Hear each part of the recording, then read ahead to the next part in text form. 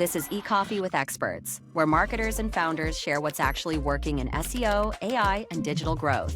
Grab your coffee and fuel your mind as we chat with top minds about their wins, struggles, and lessons you won't find in a blog post. Brought to you by Digital Web Solutions, we bring real talk to help you grow your business, one episode at a time. Let's get started. Hey, hi everyone. Welcome to your show, eCoffee with Experts. This is your host, Ranmay here. And today we have Vlad Podoliako from Ukraine, now settled in London and has US clients. So he's the founder and CEO of Belkins. Hey, welcome, Vlad. How's it going? Yeah, thank you for having me, Ranmay. All good, all good. I have Lovely. a good mood for today. It is Friday, so we good. Absolutely.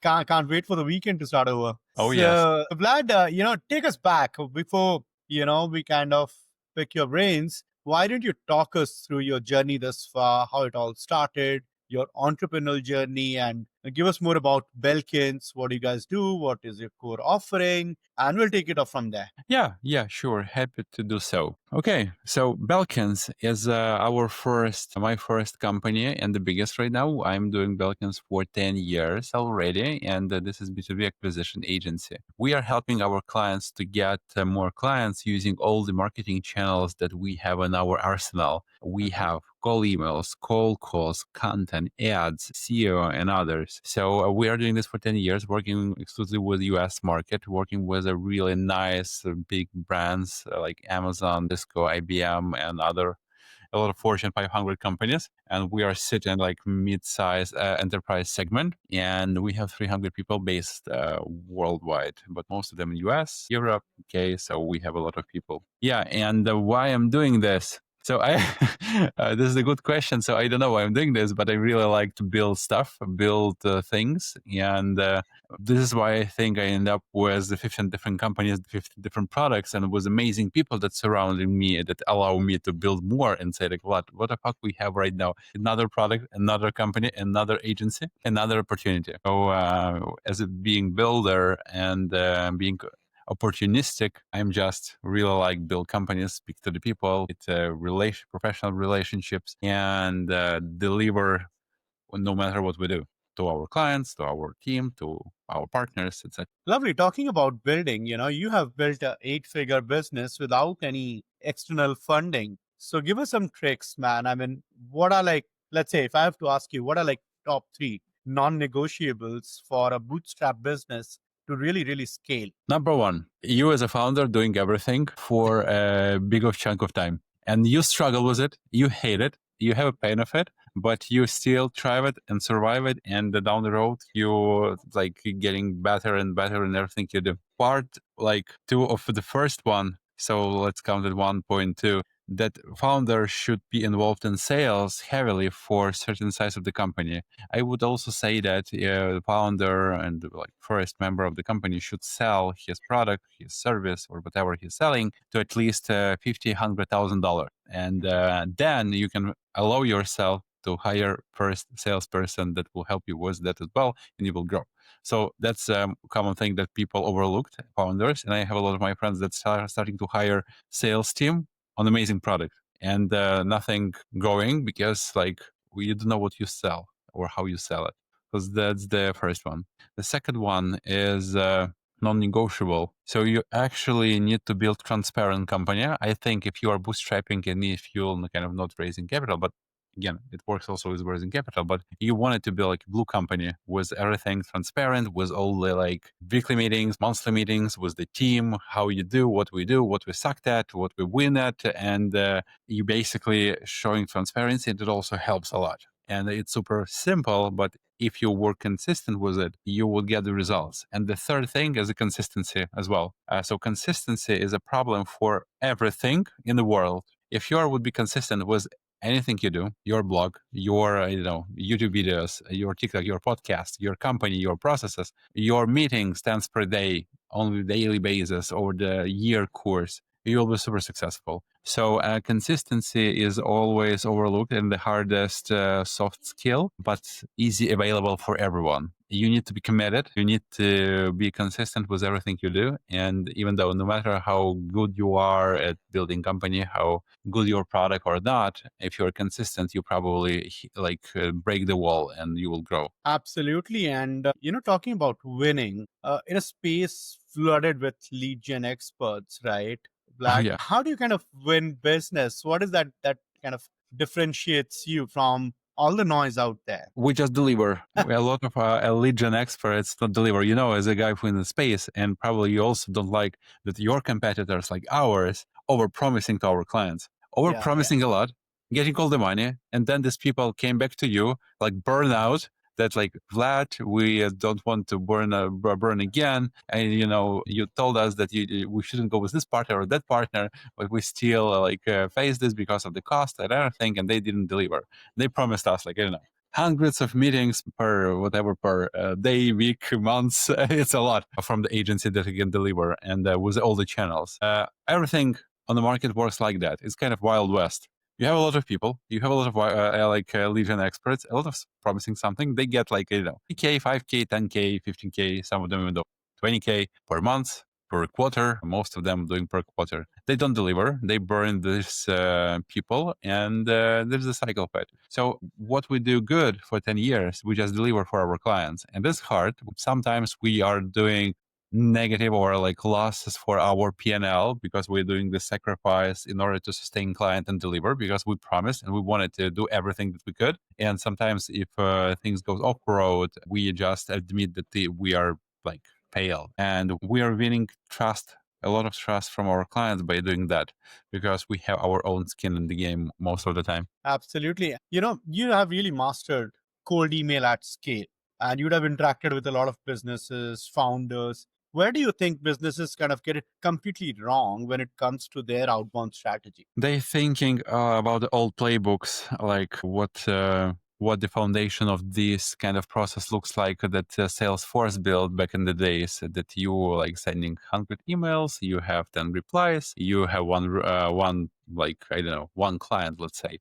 But now it's kind of more so let me do a few steps back. So everyone telling that they need to personalize things and personalize with everything you do in order to get clients. But this is not even advice anymore. It's just so generic. You just be personalized with everything you do because otherwise you fucked. I don't know if everyone don't do all people that I know doing personalization. I don't know any people that don't do any personalization. So this is kind of mandatory. It used to be cool hack that you're using for the growth, that you personalize everything you do for your clients. But this is so generic right now. Everyone doing this with AI and with everything that's growing. The second thing, it's more technical than it looks like. So all the channels, for example, in your case, SEO, it's super technical. And especially with AI growing, with all the answer optimization, how make ChatGPT or Claude or Gemini or Grok, make them to give your links, your website, your services if someone asks it within the chats. And this is the new habit, right? Everything evolving to asking type of thing, not searching anymore. So it's more technical than you think, and everything requires a lot of time, especially SEO, for example, or content strategy requires months of developing to get the traffic. So this all common misconception that everyone thinking that we're doing outbound, so we will get results now, tomorrow. It used to be that, but not anymore, unless you manage to find out the way how to spray and pray millions of emails or millions of calls. But you will be also unsuccessful because of the infrastructure, because you will be flagged, you will see the blacklists, you will waste your leads, you will waste your time, and in the end, instead of getting new clients or leads, you will just have a headache and sessions with psychologists. Right. Talking about psychologists, right? I mean, you deal in two tough areas. I'm sure you do not need one, but you deal with service, agency, are dealing with Yeah. SaaS. Not an easy thing to do, my friend. So, what is your internal checklist to see the transition of a service being productized? No, What do that's you a good ensure question. that?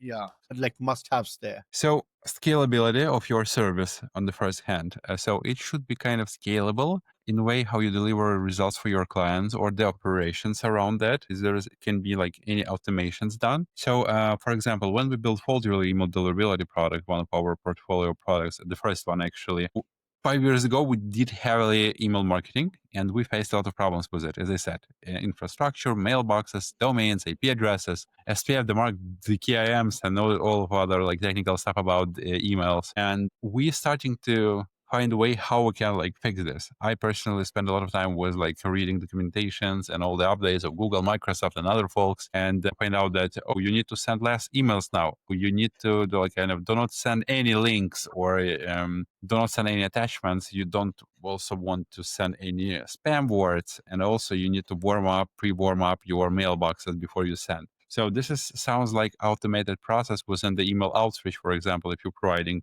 as a service email outreach, and the things can be automated, which is meaning probably that there is a potential for building a product. So this is what I call scalability of the process that would deliver result, like how you getting done your infrastructure in our case. So this is why we created Folderly, which is automated work around domains, mailboxes, and IP addresses, and the content also to make sure people more effective with email channel. But this is the common way, for example, for agencies to pivot to product company because they have their kind of stack of clients. And the first thing you wanted to do if you wanted to build a product, you just speak with your clients what they wanted to see, what they wanted to use, and with doing right user interview across like low-hanging fruits to your clients, you can build a real good product, even though if it's basically at your disposal in a way that you can just ask for it. And I mean, you have actually created so many businesses, right? I think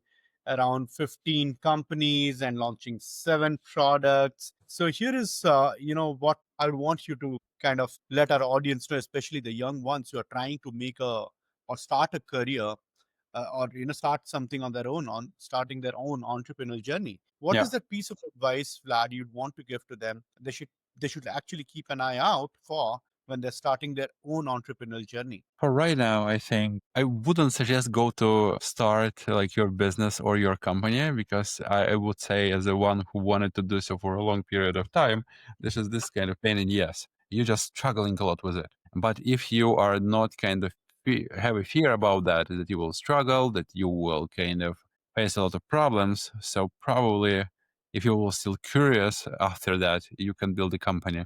So for people that just like or will listen to this podcast, what I wanted to tell that you just develop your skills and invest in yourself, no matter what kind of you see out there, what kind of happening in tech world and the countries. You just invest in yourself. You keep listening to great people out there. There is a lot of like YouTube content that's really useful right now. A lot of podcasts, like ours right now. Basically what I wanted to say right now, like AI is hyping. A few years ago, like blockchain hyped. Before that, you got like into like internet stuff, web domains and everything, SaaS.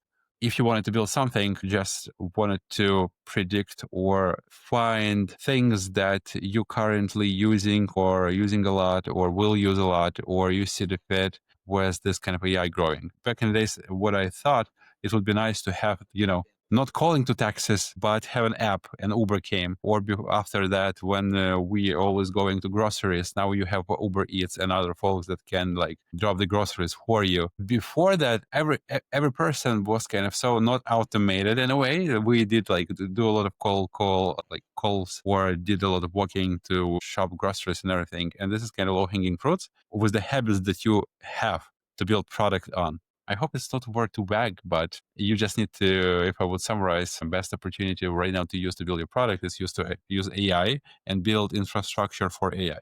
Lovely, lovely, Vlad. Thank you so much for the insightful conversation today.